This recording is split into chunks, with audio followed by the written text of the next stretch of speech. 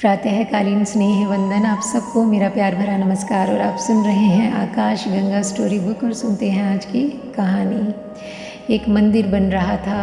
सारे आसपास के गांव के लोग श्रमदान कर रहे थे।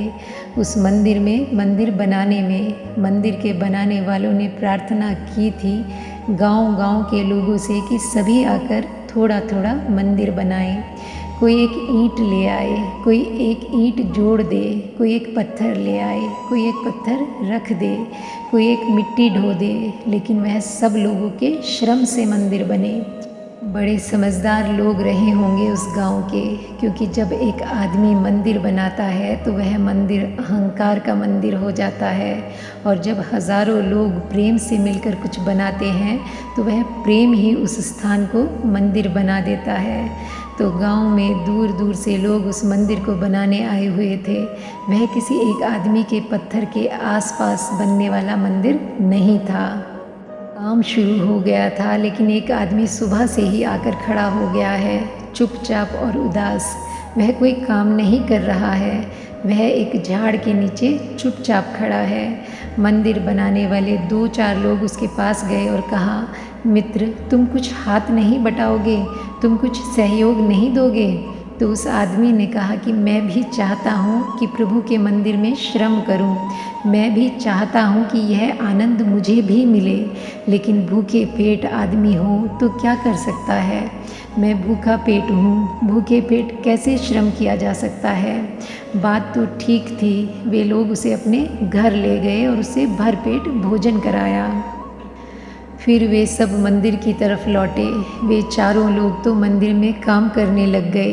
वह आदमी फिर अपने वृक्ष के नीचे जाकर वैसे ही खड़ा हो गया जैसे सुबह खड़ा था। थोड़ी देर बाद उन्होंने देखा कि वह फिर उदास वहीं खड़ा है। तो उसने ना एक पत्थर उठाया है, ना एक ईंट ढोई है। वे फिर उसके पास गए और कहा, महाशय, फिर कोई तकलीफ़ आ गई है क्या?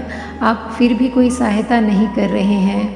तो उसने कहा कि मैं भी चाहता हूँ कि प्रभु के मंदिर में श्रम करूँ, लेकिन भरे पेट कोई श्रम कर सकता है क्या? सुबह वह खाली पेट था, इसलिए श्रम नहीं कर सकता था। अब वह भरे पेट है, इसलिए श्रम नहीं कर सकता। अब यह आदमी कब श्रम करेगा? कोई इसलिए साधना नहीं कर पाता है कि गरीब है, कोई इसलिए साधना नहीं कर पाता है कि अमीर है, कोई इसलिए साधना की तरफ नहीं जा पाता कि पेट खाली है, कोई कहता है कि पेट भरा है, इसलिए हम उस और नहीं जा पाते। और हर परिस्थिति में लोग कहते हुए पाए जाते हैं कि हमारी परिस्थिति ऐसी है कि हम कुछ करने में समर्थ नहीं हैं।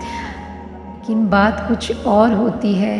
परिस्थितियाँ असली कारण नहीं हैं। असली कारण है कि जो हम नहीं करना चाहते हैं उसके लिए हमेशा जस्टिफिकेशन, उसके लिए हमेशा न्याय युक्त कारण खोज लेते हैं और निश्चिंत हो जाते हैं। ऐसी कौन सी परिस्थिति है जिसमें आदमी शांत ना हो सके? ऐसी कौन सी परिस्थिति है जिसमें आदमी प्रेम पूर्ण ना हो सके? ऐसी कौन सी परिस्थिति है जिसमें आदमी थोड़ी देर के लिए मौन और शांति में प्रविष्ट ना हो सके? हर स्थिति में, हर परिस्थिति में वह होना चाहे तो बिल्कुल हो सकता है। स्थितियों की बात हमेशा आदमी का बहाना है, और हम बहाने ईजाद करने में बहुत कुशल लोग हैं। जो हमें नहीं करना होता है उसके लिए हम हमेशा बहाना ईजाद कर लेते हैं। और आज के लिए बस इतना ही। मिलते हैं फिर एक नई कहानी के साथ। तब तक के लिए thank you God and thank you universe.